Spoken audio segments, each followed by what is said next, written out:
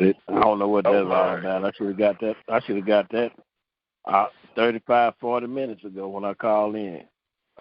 I hit something wrong. But anyway, if I could take a minute. Now, say that question again, man. If you had 1 minute, what could you say you want in a mate? And okay, now, since you said it, I said that would be kind of hard for me to do, and maybe not. But, I mean, when you have been married to a person for, okay, I would say I've been a widower now for 5 years and was married for 22 years. You kind of want to, every woman that you meet or run into, you most likely going to try to compare them to the woman that you spent most of your life with. And they're right there, that's a red flag. You're not going to find that. And a lot of people, I don't know what, a lot of people in the mate look for a man, I would say look for someone that's going to be like their mom. That ain't going to happen. A woman looking for a man going to be like her dad 9 times out of 9, that's not going to happen. So to say what I was looking for a mate, I just would say I would look for someone who has several things in common with me. We've got to sit down and communicate and find out how compatible we are to one another to see if we could have a relationship that could go beyond dating and get somewhat serious. I think I've used my minute.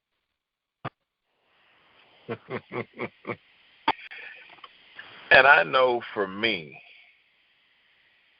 first and foremost, mine would be God-fearing.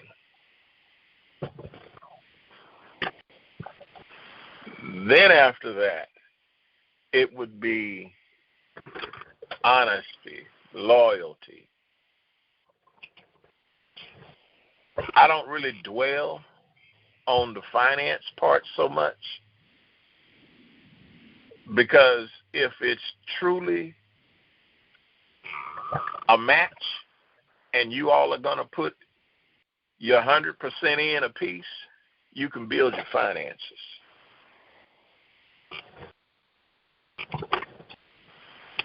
So I don't really base a lot on that part. But as far as the honesty, the loyalty, the God-fearing, an open communicator, a woman that has my best interest at heart. So when you say, my bad. But anyway, the God-fearing is pretty important, because I knew a guy back in, trying to remember if I was in Germany, the first or second time, but you would look at him and his wife, and it seemed like he caught religion all of a sudden. And before I knew him in that way, he and his wife seemed like they had a great relationship. And I know that people change, but I said I don't think anyone changes in a 24-hour period, a 6-month period. It's a gradual change. And I've seen people be saved. I consider myself saved, but I'm not living that lifestyle, but I know how to live that lifestyle. So he was saying, my wife and I are not spiritually yoked, because he made a transition and she hadn't made that transition yet. But I don't see how you could just throw your mate away like that. It may take her a little bit to change or to get to the point where you are. That's where you're supposed to be, that mate, to help her see that way. And if she don't, well, then y'all may split. But being spiritually yoked, if you're a God-fearing person, you want that God-fearing person in your life. And I thought a while back I was going to be, there's no way to be saying, I just hypothetically gave my wife a question. because she was Roman Catholic. And I was a Baptist or Christian, whatever.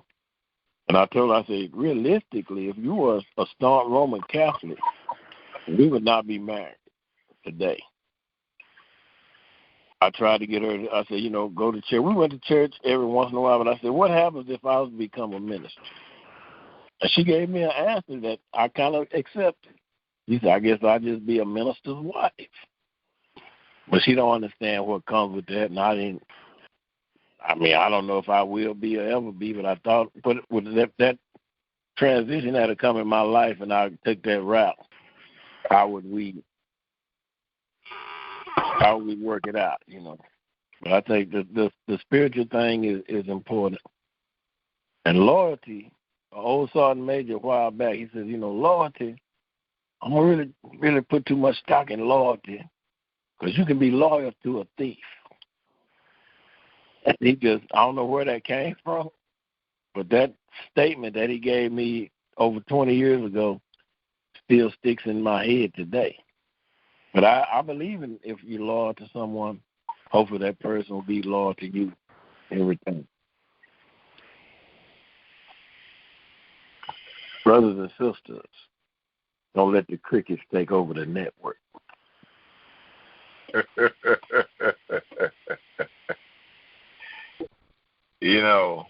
I've heard that statement about loyalty as well. You could be loyal to a lot of things. It doesn't necessarily have to be another person. You can be loyal to a dog, just like a dog can be loyal to you. But to me, I just kind of believe that there's a certain, I don't know, how do I put it? There's a certain type of person that each one of us has described. And in describing that person, how do you go about finding it or them finding you? And with the characteristics you said you like, is this a questionnaire that you sit down and put out there, or is this something that you take time trying to figure out?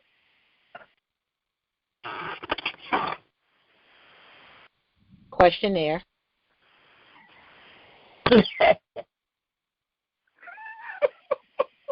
What I think? So you actually, they'll never all these different things that everybody's looking for. At this point, most people are middle-aged, close to seniors.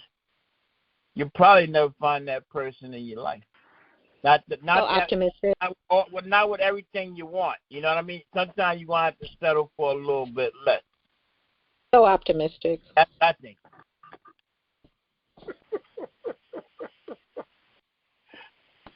So you said a questionnaire. Yeah, a questionnaire. So the questionnaire can be written out, because when you go on the dating sites, which I've never been, but when you go on the dating sites, that's what you're completing. I'm starting one, actually. It's called the Networking for Success Match Me Up. But you're completing a questionnaire about you, what you know about you, your likes, your desires, your long-term goals. And then you answer the questions about what you're looking for in a mate. And we're going to match them up like that. But, yeah, a questionnaire. So in my 8-hour conversation prior to seeing the person again, it's not really a questionnaire, but I just know that each conversation, for me, because I know how I talk, each conversation, you're just going to talk about different things. You can talk about what's in the news. You can talk about your family.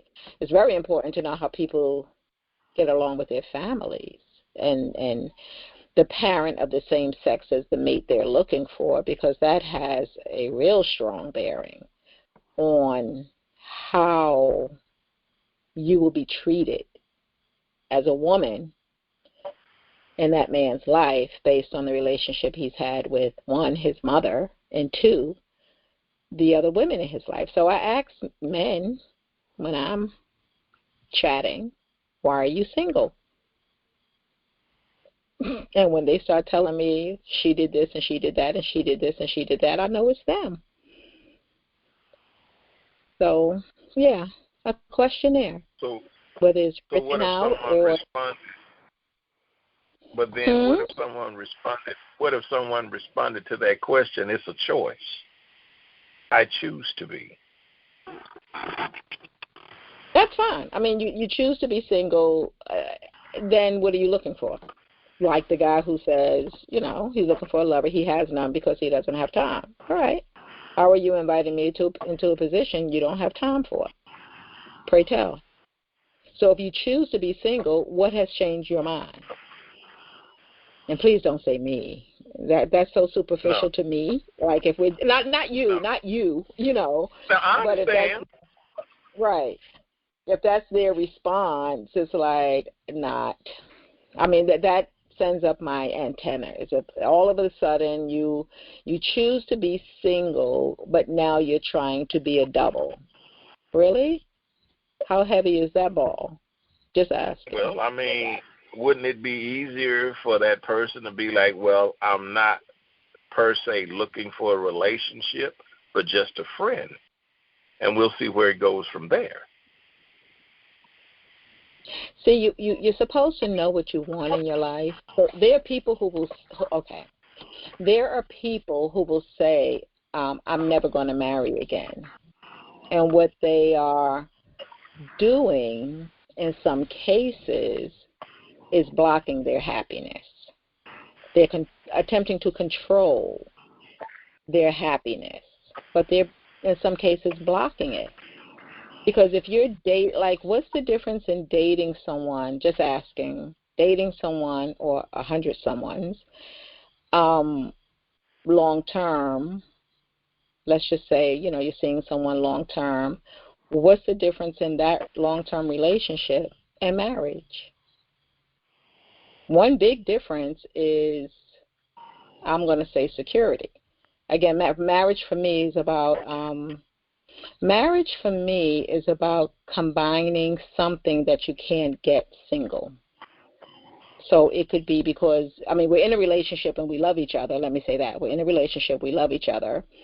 But if you should die, or if I should die, and there's something in the background corporately that one of us would be entitled to, if we're looking out for each other and we love each other, then that marriage commitment secures both of us for the rest of our lives, whether it's on your end or my end. It secures us. Like young people who are dating, had the young man next to me, a client, and he was going into the Navy, and his some people were telling him to marry his girlfriend, some people were telling him no. I said, do you love her?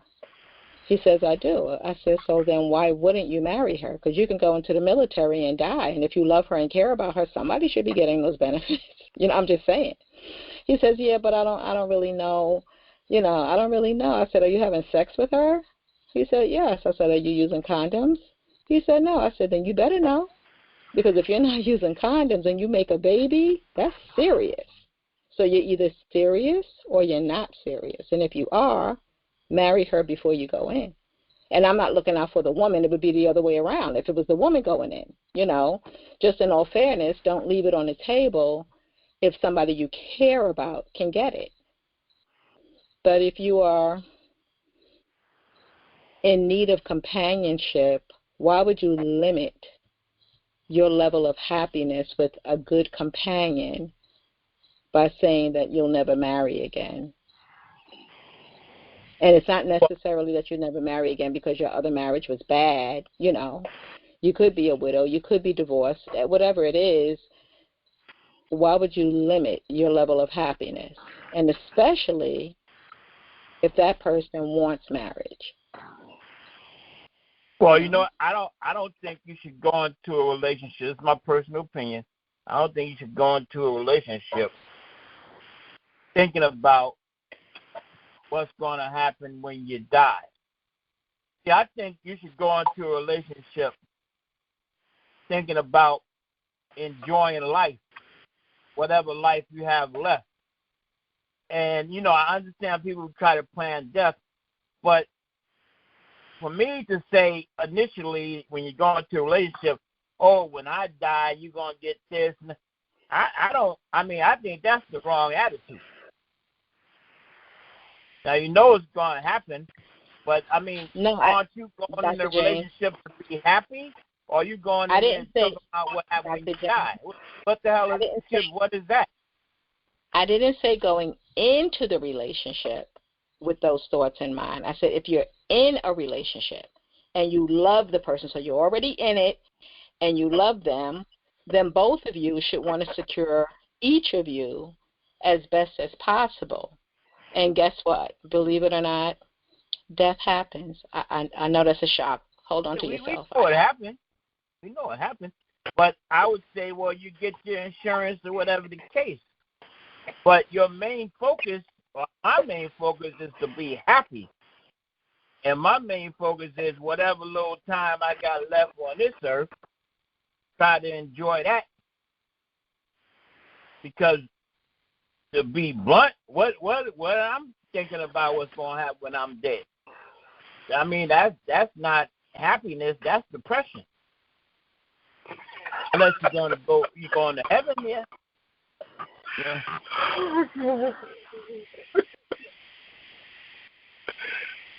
Right? I'm not going. I don't want to talk to nobody, and the first thing they talk about is what I'm gonna get when you die. You know what I mean? What about when you're living? That's what I'm going in for. Living. And I can understand what you're saying. I understand what you're saying. You know, you want to live your life with that person. You know, we all know we leaving. We all know that. You live to die. That's just a life cycle. But I'm with you, Doc. I want to spend if I'm really that serious and looking at this person like that, I want to spend all of the time that we can being happy, enjoying each other. Because when I'm gone, I'm gone.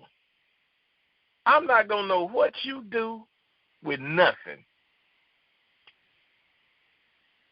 And on the flip side of that, I know I can set it up to where this is what you get. And especially if you've been married before and have kids, this is what they get. I get that. But it's not something that I'm going to be focused on right out the chute.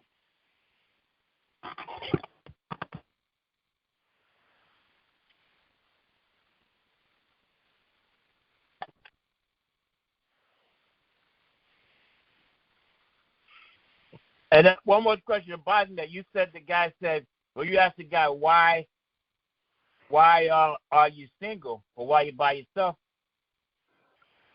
How about if he asks you, well, why are you by yourself? I'm really not. I'm never by myself. Personally, I'm never by myself. I have over 1,000 people in my phone. I'm talking about. I live. Listen.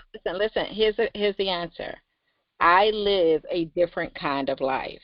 So I am not single. I'm not single. I live a different kind of life. I'm not gay. Okay, I'm gay. But I live differently. I am more spiritual than mammal, really. But it is also, as he said, by choice that I am not overly involved with anyone or living with anyone. So here's my deal. I date men 20 years younger, 20 years older. I don't pick them. I don't choose them. That's just the way it happens. Because people within my range, I don't understand why you're not mature.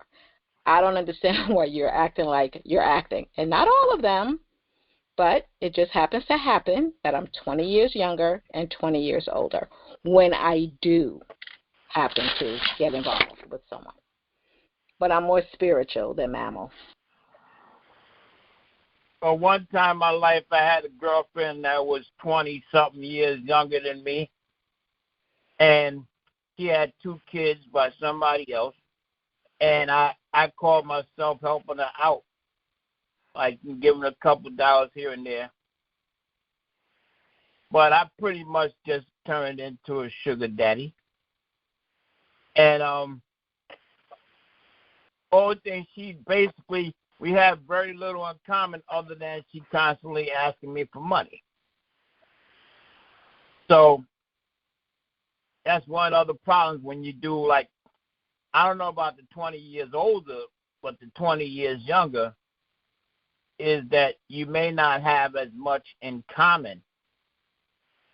You may not have that compatibility because of you being so much older than the person. You're in like a different generation. You may, but you may not. Even from the music, that they, may want to listen to compared to the music you listen to, maybe altogether different, and a lot of other things, entertainment-wise and so forth. So I've done that before. It didn't work out so well. Of course, you can, the sexual thing is one, but it's not the only thing. You got to have a compatibility too.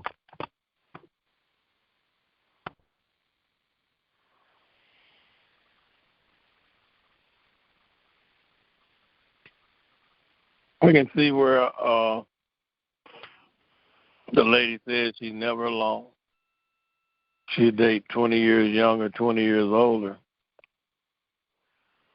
At my age, I might go 20 years younger, but I ain't going 20 years old.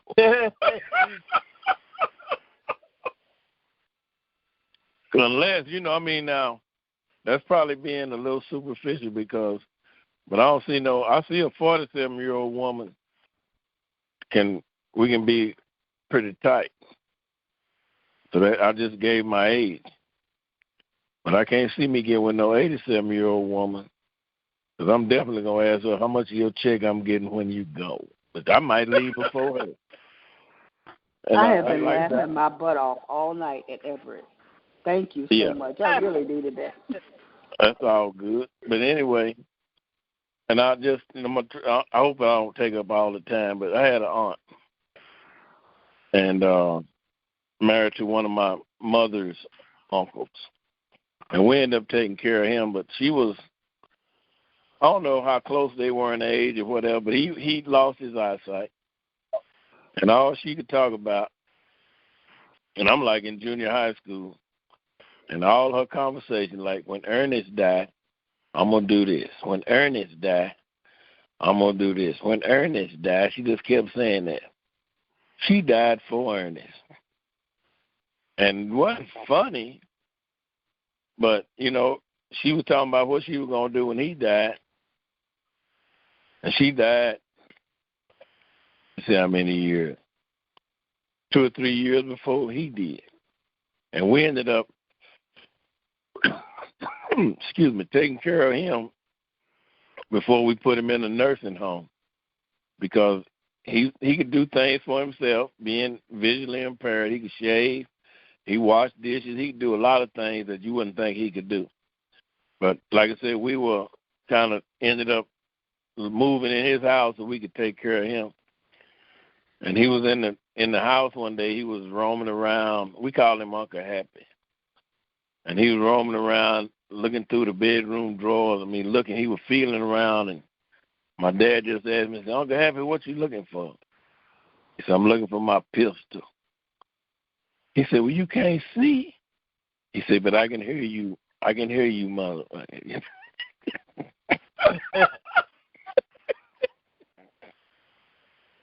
So he was, he was starting to get a little touch of dementia. So we ended up putting him in the nursing home, rented the house out, because it was kind of comical. But like I said, the wife he was gonna die before her, and that wasn't the case. So, Brother Hamp, that's an interesting topic. We had some interesting banner tonight, and it's 2 minutes prior to 10 o'clock, so I'm going to let you close this thing out, brother.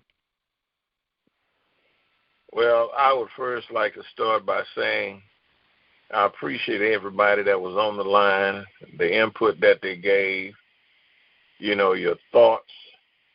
All of that is well appreciated.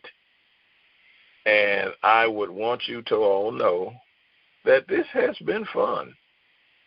Started off kind of slow, but this has been fun.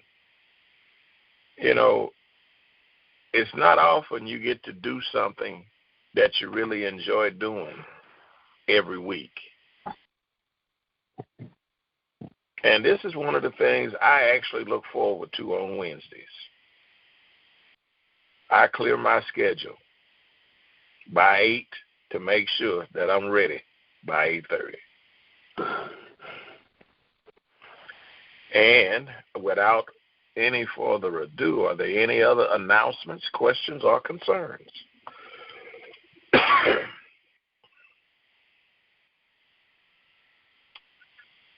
If not, at this time, I will say thank you all again, and you all have a lovely, peaceful, and blessed night. Good night. Good night. Night. Good night. Good night.